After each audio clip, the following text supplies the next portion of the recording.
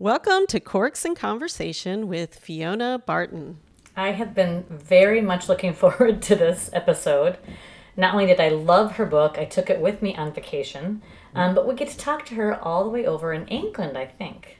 I think that's where she is. I know, and travel's been so hard Ugh. that I'll live vicariously through this virtual travel. That's what And also, not only is her location fabulous, but she is a New York Times best-selling author, and I cannot wait to talk to her. I know she's going to have lots and lots of great things to say.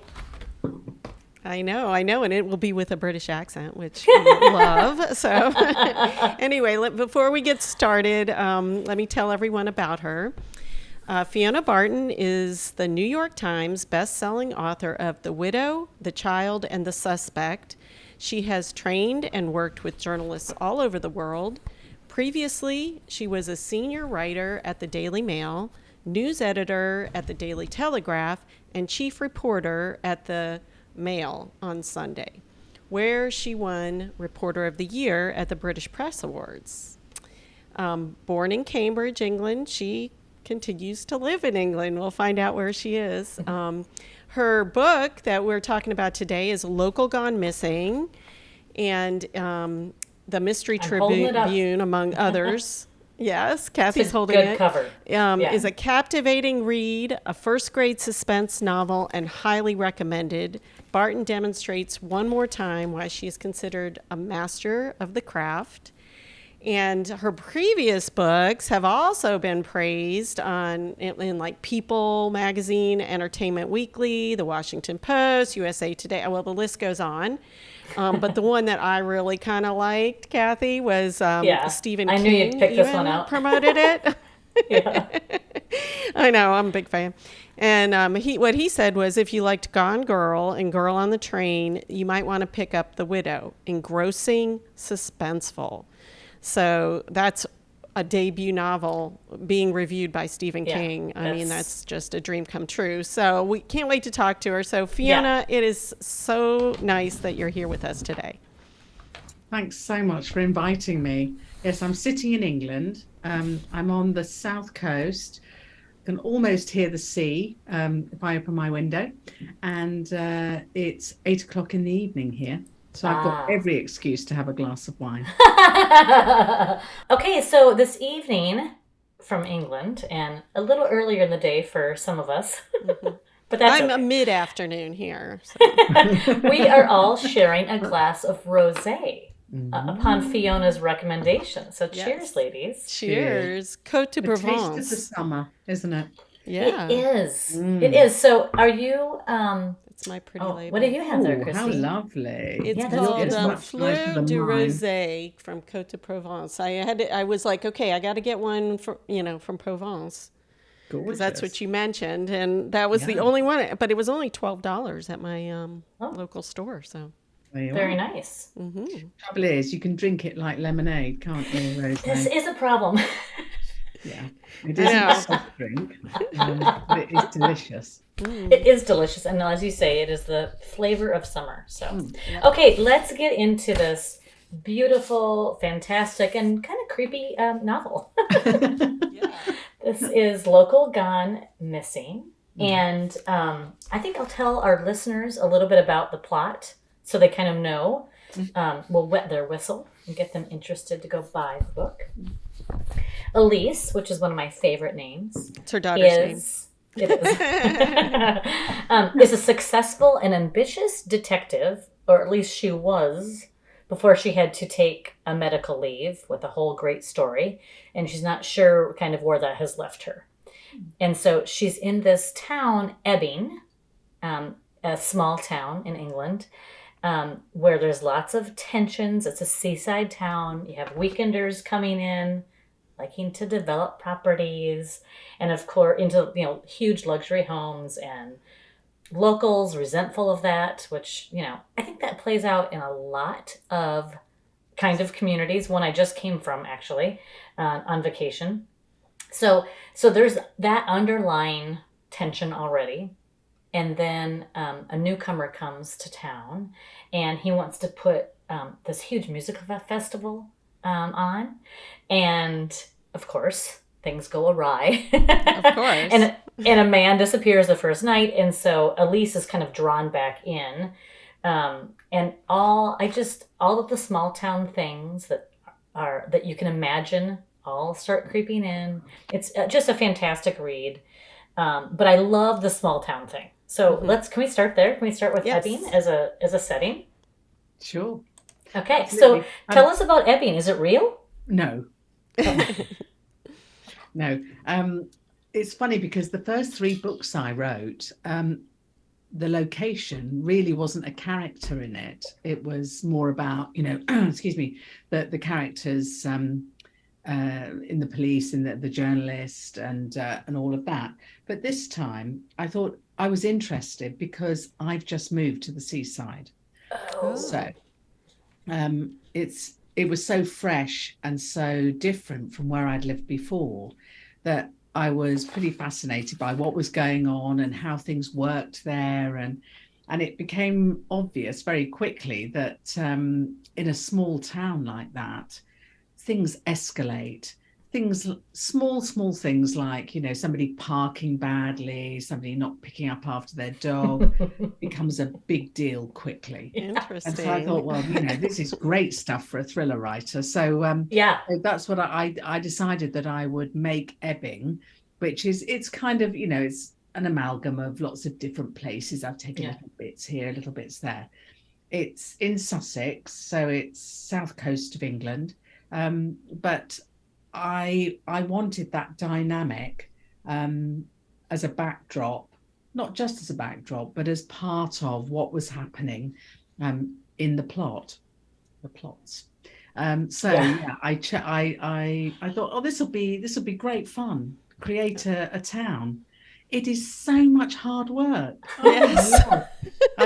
Halfway through, I thought, why am I doing this? Why am I creating something I wouldn't have to? I know. You think, oh, it's going to be great. It'll be fun and all this. And I've got my terrible map that I drew. Oh, there you go. I was going to say you would have to draw a map or something. First grade map. It is a lot of work. But I'm writing the second one in Ebbing at the moment.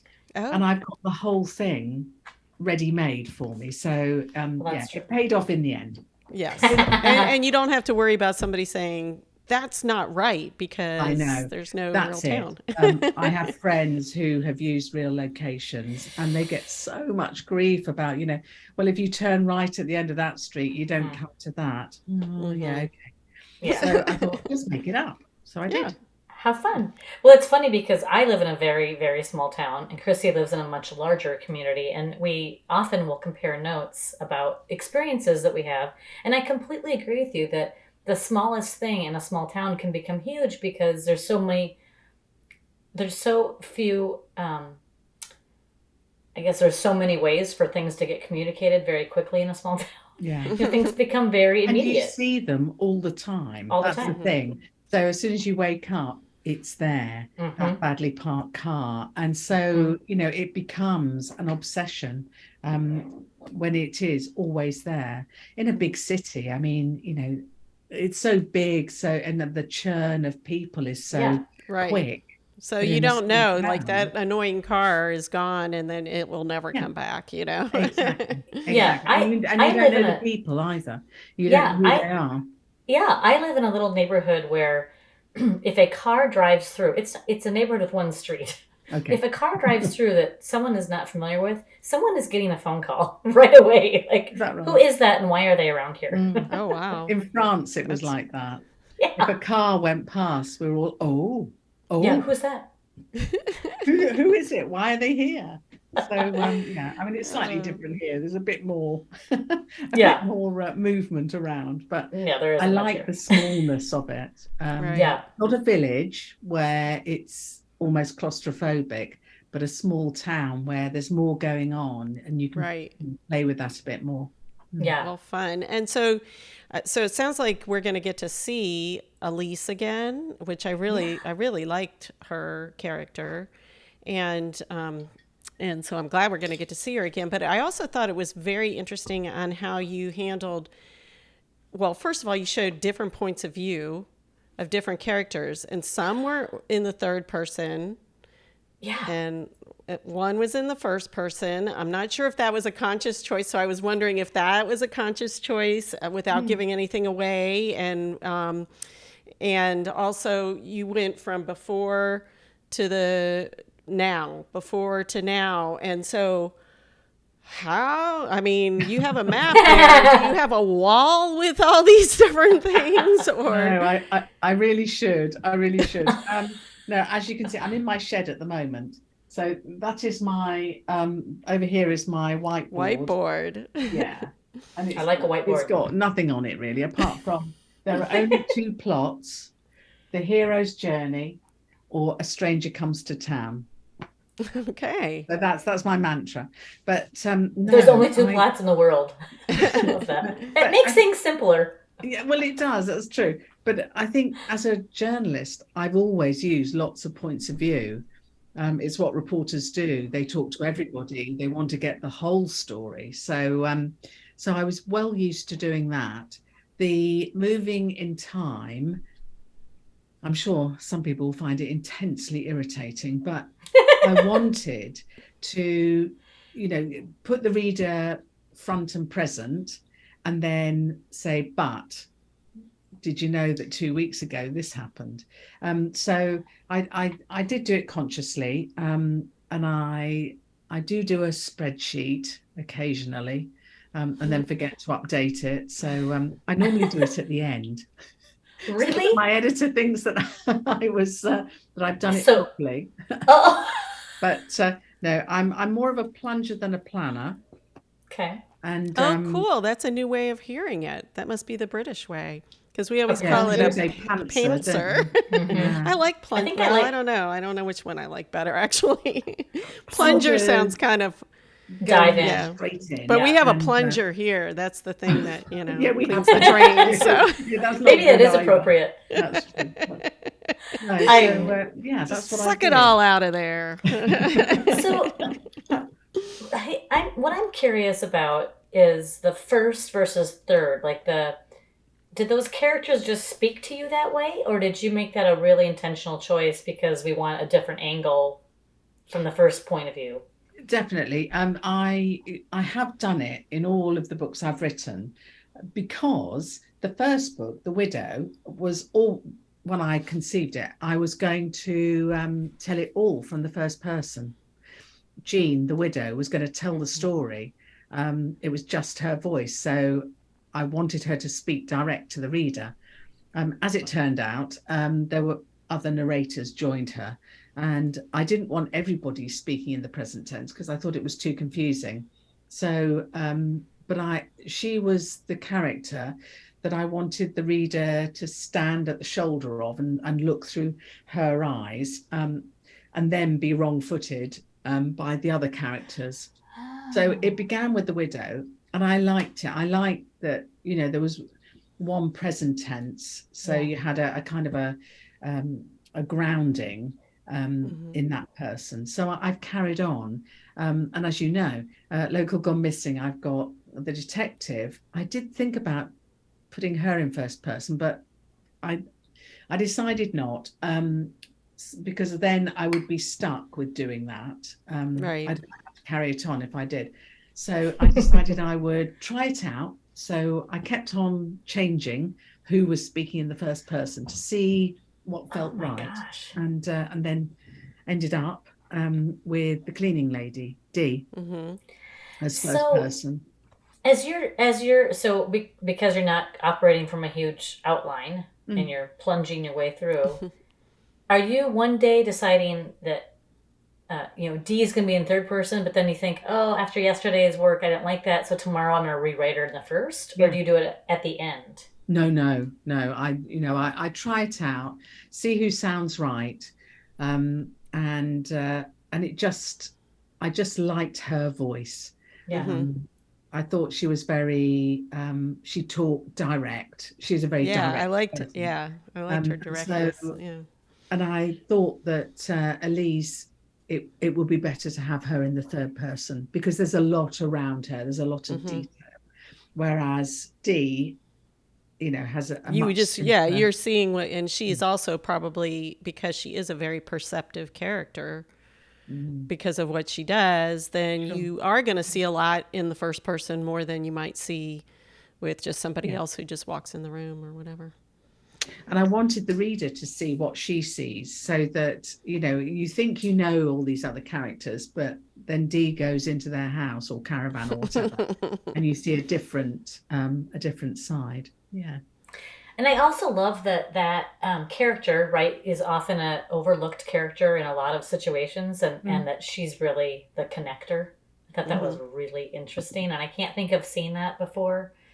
And I really loved that she was the glue a little bit. That's really interesting. Because she can sort of move between different, parts of that community very easily and invisibly a lot of the time. So yeah, she's a great character to do that, to kind of join up the threads. Yeah. Okay, so I think it's time for us all to have a little sip, and this is the time we ask our guest authors the question in the bottle, and it is perhaps a question that you might get to discussing at the end of a bottle of rosé. I didn't know there was a question in the bottle. Oh, yeah. Christy likes to pull it out. Okay, go on. Okay. All right. Oh, this is funny. Okay. Would you rather be able to talk with the animals or speak all foreign languages? Wow. Where did you even come up with that one? First of all, she. I don't even want to know. I can see reasons for both. And I would. Oh gosh, my husband would kill me because he'd want to speak with the animals. But I think I want to speak all foreign languages, please. I think I'm with Immediately, you right now. I think I'm with you. That would Really? Yeah, you're the animal person, Cathi? I'm the animal, and I knew it right away because I just have a lot of anxiety in this animal underneath my desk right now, and sometimes I just feel like, why? What? And we have Google Translate, and so I feel like I can do Google Translate for other languages, but for the animal, yeah. Good point. It would be good. We also have an idiot dog, Cockapoo, who we've no idea what's going on in his head, really. I know. But, it would be nice to know, but I think it could get pretty But it boring. might be just like really boring, Yeah, it might be a giant disappointment. Food. Give me a bone. Right, when are we walking? And then what if this actually worked? Yeah. And then what if this worked and I realized there was nothing there and I gave up the chance to speak all the languages? I'd be like, really? One more thing I gave up to my dog. I love it. All right, so let's talk a little bit about your previous career as a journalist. I mean, yes. First, I'm wondering, did you always in the back of your mind think, I want to write novels? Or was it like, oh, I got this really good idea. I bet I could write a novel. Let me do it. And just like, what was your path to publication? Well, I didn't spend my life waiting to write a novel. I was writing every day as a reporter. So, for 30 odd years, I was working full time, loving the job. I loved being a journalist. It was a great job. And I read, from the age of 4 or whatever. I was reading voraciously, and I can't imagine a day when I'm not reading. So I had both of those sides of my life, carrying on. And then I stopped being a reporter. In 2008, we decided, my husband and I decided that we were going to volunteer with VSO, which is like an organization that places professionals in other countries. And they sent us to Sri Lanka. And I was training journalists there.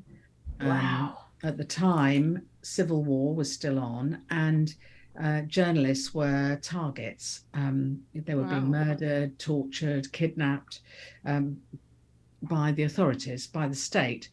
So it was a very interesting placement. It sounds scary. I had, before my, my job was, a 12-hour a day job. It was, if not more. it was always full on. I had a family, I had children, and so there wasn't any space for anything else. So I decided when we got to Sri Lanka and I'd sort of started doing that work, I thought, I'm not writing anything. And it felt weird. And so I had this idea. I had Jean's voice from The Widow in my head. And I thought, I'm just going to give it a go. So I did. I wrote the first 9 chapters and the last chapter. And then I put it in a drawer, like you do, to ferment. And came back to it when we came back from Sri Lanka and moved to France. And I joined a writing group, and they were very encouraging.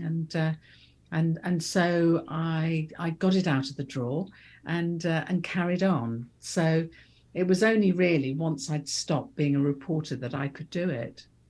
Wow. Can we revisit the Sri Lanka training? I can't fathom being in a country in the midst of civil war where journalists were being targeted and you were training journalists. What did you have anything in your professional experience prior to that where you had felt targeted or unsafe? I think we have Fiona frozen now. Abroad, difficult stories in Africa and in Asia. So yes, I did have some experience, but also I was being backed by a very good organisation who were in country with me and who were, very aware of the politics and everything that I needed to know. So that was brilliant. And also, they didn't know I was a journalist, the authorities. I was there as a management consultant or something like that. Sorry. So it was fine. And also my name, Fiona, in the different alphabets in Sri Lanka, in Sinhalese and Tamil, they don't have an F. They don't have a letter F. So my name was always misspelled. So it was fine. They never knew who I was. They couldn't. My name was always different every time I came up. So it was fine. I mean, the journalists I was working with were in danger much more than me. I would have been, deported, I think. But I certainly wouldn't have been murdered or tortured. Wow. So they were very aware of the West and Western help that they needed. So yeah, I mean, it was tough, but it was so interesting, so challenging, so inspiring. No, it was a great move. I'm so glad we did it. That's really a neat thing to do. What did your husband have a similar position that he was doing something like related to his previous career? Well, my husband was a builder. And so he came with me. His visa said that he was an accompanying spouse. So Which he was. But he worked with adults with learning disabilities and was doing carpentry and craft with them and loved it. Just had the best time. Loved it. Wow. You guys are a good match. Very adventurous. Yeah, that sounds really cool. Yeah. So other than we started talking about journalism, and obviously there's immense similarities. You're working with words, whether you're novel writing or in journalism, like words are your tools. How else does journalism, a background in journalism, help a novelist? I would think that you must have a highly tuned awareness of character or people. I'm just curious what that career brought with you to novel writing. Well, I think you're absolutely right. I think it's a fascination with people because and the stories that people tell you and what they're not telling you and what's the story behind it. And it's that kind of curiosity about what makes people tick. You never lose that. It's endlessly fascinating. And so that's what I brought, I think. And, a style that meant that I write short, sharp, hopefully, sentences. But what I had to unlearn was telling the whole story in the first paragraph. And and writing at length. I'd written, most of my stories were, sort of 500, 750 words, maybe a feature, 2,500, but I'd never written anything that was 80,000 words. And it was mind blowing to begin with. And I was watching the numbers go up at the bottom of the page, and word by word. So yeah, I had to unlearn that and to allow myself to invent. And I think being a news reporter, I know people say reporters make it up. They don't make it up. You're telling other people's stories in their words. And so I had to let myself go a bit and say, it's okay. You can make it up now. But that's been the hardest thing, actually. Oh, that's so interesting. That's very interesting. Do you have a... Go ahead, Christy. I was just going to comment now that you said that. I can't imagine.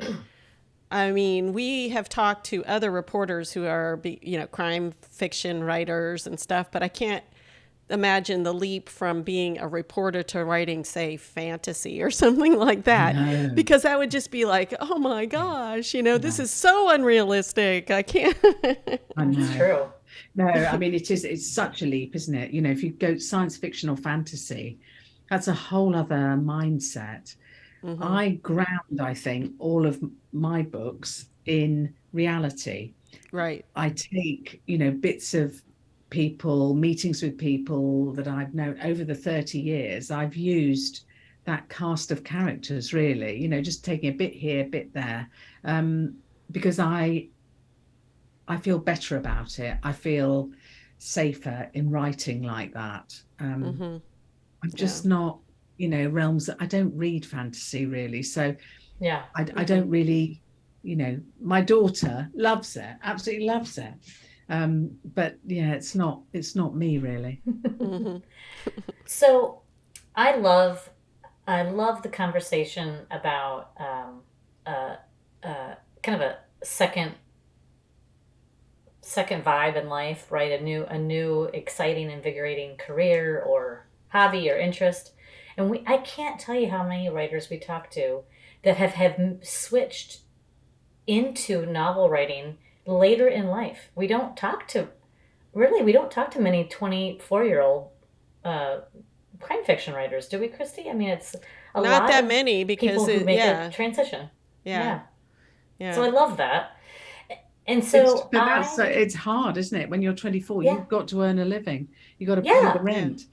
When you're my age, hopefully you don't have those financial burdens on you. Right. But you're right. I mean, but isn't it wonderful that writing is something you can do at any age? And it doesn't matter if you're a woman of 50. Any other career, starting off as a woman of 50 is a bit of a steep learning curve. But it's wonderful that you can. And so many first-time novelists, women in their 70s. Yeah. If you've got something to say, it doesn't matter how old you are. It's it's great. Right. I was just telling Christy, I had learned about an author today who is publishing 4 books this year. He just by happenstance, that's how it all, his publishing house as it came out. But he does not care to be seen. He doesn't care to do this kind of stuff. He'll do audio interviews, but he's like, I don't think you need to see me. I don't want to give up my privacy. And I thought that's also so cool, because you don't have to. You can do what works. And I just think that's so neat. Yeah, that's absolutely right. It's so cool. So what advice would you give to someone else making this transition? Oh, gosh. I find it very hard because we're so individual. All the authors that I've met, there's no kind of common thread.